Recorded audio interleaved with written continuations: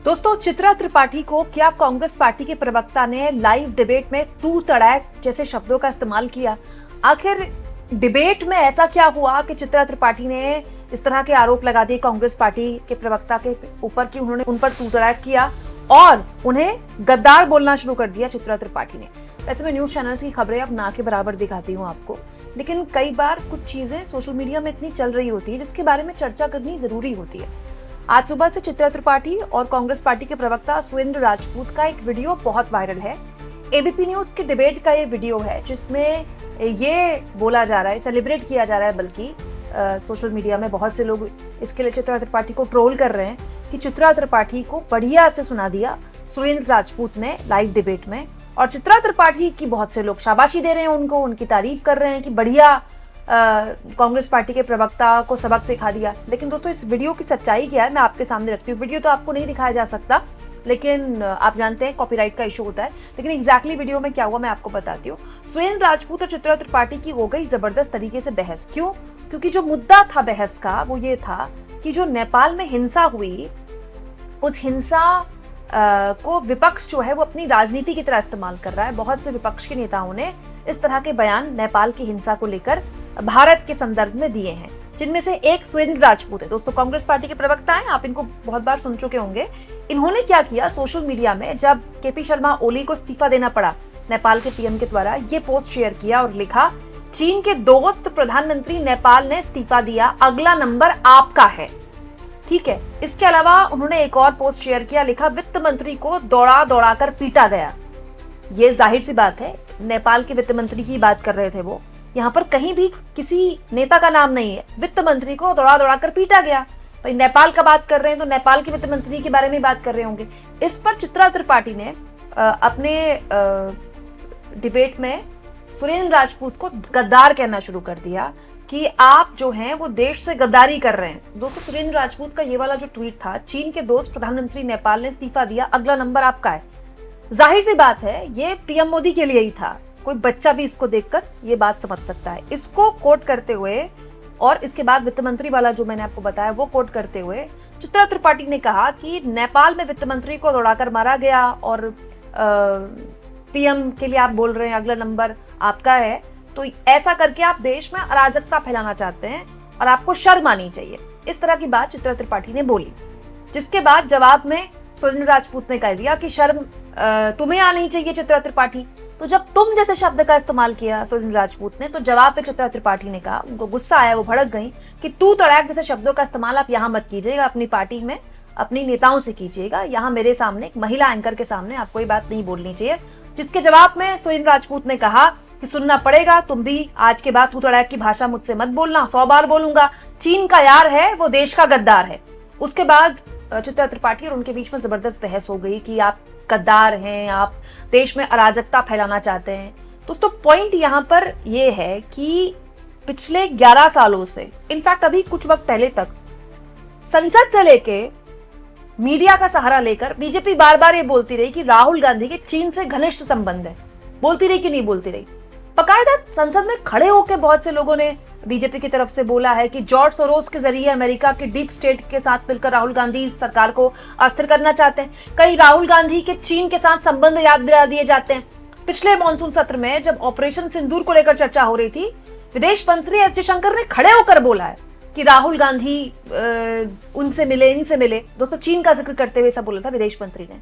और पिछले 11 सालों से यही प्रोजेक्ट किया जाता है मीडिया में कि राहुल गांधी चीन वालों से मिले, राहुल गांधी अमेरिका के डीप स्टेट के जरिए देश में अराजकता फैलाना चाहते हैं। लेकिन इस कहानी में ट्विस्ट तब आया जब मोदी अचानक एसक्यू की बैठक में चीन के चले गए। तब से अंधभक्तों का जो पूरा का पूरा नैरेटिव है वो गायब हो गया। अब क्या बोले, क्योंकि चीन से करीबी संबंध स्थापित करते हुए आपने राहुल गांधी को एंटी नेशनल कह दिया, राहुल गांधी को चीन का समर्थक कह दिया, और मोदी चले गए चीन जाकर एससीओ की बैठक कराए। और हालांकि उस बैठक में भारत को क्या मिला मुझे नहीं पता। जैसे रूस और चीन के बीच 22 के आसपास समझौते हुए, भारत के साथ चीन का कोई समझौता हुआ मुझे तो नहीं पता, मीडिया में तो नहीं बताया गया। हो सकता है न्यूज चैनल के पास स्पेशल कोई जानकारी हो तो वो बता दें। हाँ, फोटोज वगैरह काफी खिंचाई गई हैं और उसका जो एक रणनीतिक और कूटनीतिक लाभ लेने की कोशिश की गई भारत द्वारा, और मिला भी है भारत को। उसके बाद से ट्रम्प के बयान काफी ठंडे हैं। लेकिन पॉइंट ये है कि चीन को लेकर भारत सरकार की एक पॉलिसी थी गलवान के बाद, और उसी के तहत एक नैरेटिव सेट किया जाता था कि विपक्ष के लोग जो हैं वो तो चीन के करीबी हैं।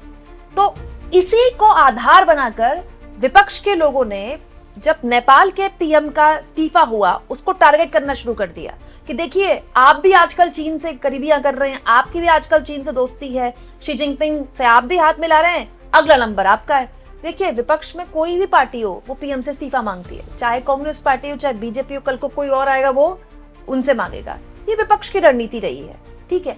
अब इसमें आप उनका मूल्यांकन करें कि आप नेपाल से भारत की तुलना क्यों कर रहे हैं, नेपाल जैसी अराजकता भारत में फैलाना चाहते हैं, वो एक एंकर और प्रवक्ता के बीच की बात है। लेकिन दोस्तों हमारे पड़ोसियों में एक अजीबोगरीब एक पूरा का पूरा सिस्टमैटिक तरीके से वहां की सरकारों का फेलियर तो हम देख ही रहे हैं। नेपाल में जो हुआ है, भारत उसके साथ हमारी सीमा लगती है भाई, और नेपाल कोई पाकिस्तान नहीं है, नेपाल से तो हमारे घनिष्ठ संबंध रहे हैं, रोटी बेटी का संबंध आज भी रहा है, चाहे केपी शर्मा ओली कितने भी चीन परस्त रहे, लेकिन आज भी हमारे देश की बेटियां वहां ब्याही जाती हैं, वहां की बेटियां यहाँ ब्याही जाती हैं। वहां के बहुत सारे बड़े बिजनेसमैन हैं जो भारतीय हैं, यहाँ के बहुत सारे लोग हैं जो वहां जाते हैं, बड़े स्तर पर यहाँ से टूरिज्म जाता है, वहां के बहुत सारे लोग यहाँ काम करने आते हैं, बड़े स्तर पर भारत में पलायन होता है वहां के लोगों का। तो ये तो सच्चाई है ना कि अगर नेपाल में ऐसा कुछ होगा तो क्या भारत में उस पर चर्चा नहीं होगी? क्या भारत में इस पर चर्चा नहीं होगी कि बांग्लादेश, श्रीलंका, नेपाल तीसरा हमारा पड़ोसी मुल्क जहां पर एक सेट पैटर्न के तहत सरकारें गिराई जा रही या गिरवाई जा रही है। ये तो मैं कह ही नहीं रही हूं कि विदेशी ताकतों का इसमें हाथ नहीं है, लेकिन ये भी सच है कि तीनों देशों में एक सरकार को लेकर नाराजगी थी वो एक सिस्टमैटिक तरीके से बढ़ी है। और दोस्तों नेपाल में एक और चीज देखी गई है, जब से जेनजीज का आंदोलन हुआ तब से गोदी मीडिया के बहुताया लोगों की वहां जबरदस्त तरीके से छीछलेदर हुई है। कई एंकरों को भगाया गया, कई एंकरों का विरोध हुआ, कईयों ने मुंह पे सुना दिया निकल जाओ, हमें तुम्हारा सपोर्ट नहीं चाहिए। तो यहाँ के रिपोर्टर एंकर गए थे माइक लेकर कहने के लिए कि हम आपके सपोर्ट में हैं, वहां के लोगों ने भगा दिया, निकलो यहाँ से, तुम तो अपने देश की खबर नहीं दिखाते, गोदी मीडिया हो तुम। ये वहां के लोगों ने, नेपाल में जो लोग प्रोटेस्ट कर रहे हैं, जो नेपाल के नागरिक है, जेंसीज, उन्होंने यहाँ की गोदी मीडिया को आईना दिखाया कि मोदी मोदी करते रहते हो, निकलो यहाँ से, अपने देश की समस्या दिखा लो पहले। तो ये क्यों हो रहा है दोस्तों? ये तो न्यूज चैनल के एंकरों को बैठकर सोचना चाहिए ना कि उनके सहयोगियों को वहां क्यों भगाया जा रहा है वहां से, उनके सहयोग क्यों? क्योंकि ये जो मीडिया है ना, ये बहुत जल्दबाजी में बहुत कुछ करती है। पहले इस मीडिया ने कहा कि मोदी और ट्रंप पक्के मित्र हैं, फिर इस मीडिया ने कह दिया कि ट्रंप जो है वो बिल्कुल मोदी को नुकसान पहुंचाना चाहते हैं, मोदी की सरकार को अस्थिर करना चाहते हैं। अब दोबारा से दोनों के बीच में कुछ अच्छी बातचीत हुई है, जो कि अच्छी बात है, होनी चाहिए भाई। हम क्यों चाहे अमेरिका से हमारे संबंध खराब हो जाए? अब ट्रंप अच्छे हो गए दोबारा से।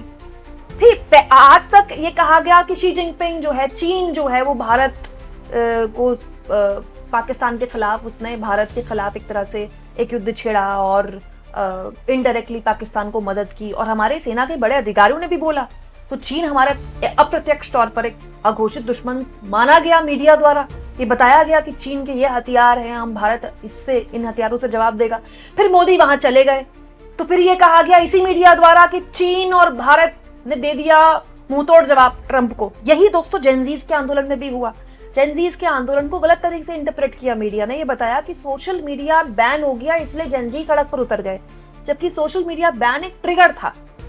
लेकिन पहले दिन करीब 24 घंटे जो पूरी कवरेज चली टीवी में, इसी बात पर चली, सोशल मीडिया बैन पे, जबकि वहां पर जो जेनजीज थे जो हाथ में करप्शन के खिलाफ बैनर्स लेकर आए थे, वो पूरा मूवमेंट करप्शन के खिलाफ है, भाई भतीजावाद के खिलाफ है, नेपोटिज्म के खिलाफ है नेपाल की राजनीति में। और इसीलिए वहां के लोगों का गुस्सा फूटा कि वहां की मीडिया ने गलत तरीके से दिखाया उस आंदोलन को।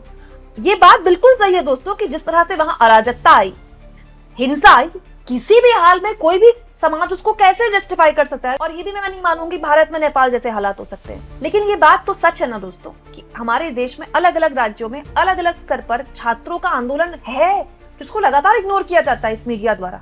नेपाल में भी वो मीडिया चैनल्स जो सरकार समर्थित खबरें चलाते रहे, उग्र आंदोलनकारी अंदर घुस गए और नेपाल के वहां के पत्रकारों के साथ जो हाल किया गया भीड़ द्वारा, मैं ये नहीं कह रही हूँ कि वो सही किया गया, वो लिंचिंग ठीक थी, बट पॉइंट ये है ना कि दोस्तों इससे नेपाल के लोगों को समझना चाहिए वहां की मीडिया को समझना चाहिए। और जहां तक बात है दोस्तों तू तड़ाक की, तो सुरेंद्र राजपूत ने चित्रा त्रिपाठी को तू नहीं बोला था, तुम बोला था, लेकिन मैं इसका भी विरोध करती हूँ।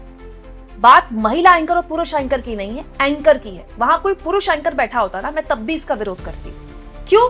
क्योंकि बात सिंपल सी है भाई, आप एंकर से तू तड़ाक या तुम जैसे शब्दों का इस्तेमाल नहीं कर सकते। अगर आपको गुस्सा आ रहा है, आप डिबेट नहीं झेल पा रहे, आप उठ के चले जाइए, लेकिन आप इस तरह के शब्दों का इस्तेमाल नहीं कर सकते। ठीक वैसे ही जब एंकर चेयर पर बैठी है और वो किसी को गद्दार कह रही है और ये कह रही है कि आप अराजकता फैला रहे हैं, तो फिर वो महिला कार्ड नहीं खेल सकती। वो ये नहीं कह सकती कि एक महिला एंकर का आपने अपमान कर दिया। एंकर एंकर होता है, महिला पुरुष नहीं होता कुछ। क्योंकि दोस्तों पत्रकार जो होता है ना, वो पत्रकार होता है। हालांकि पत्रकार में महिला पत्रकारों को अलग तरह से ट्रीटमेंट मिलना चाहिए, उनको सम्मान मिलना चाहिए। मैं सुरेंद्र राजपूत की इस तरह की भाषा का बिल्कुल विरोध करती हूँ, किसी भी हाल में इसका मैं समर्थन नहीं करती। तो आप इस मुद्दे पर क्या सोचते हैं, कमेंट बॉक्स में जरूर लिखें और जितना हो सके चैनल को शेयर करें, सब्सक्राइब करें और थैंक्स फॉर ज्वाइन के ऑप्शन से अगर आप चाहें तो कुछ आर्थिक मदद भी चैनल की जरूर करें।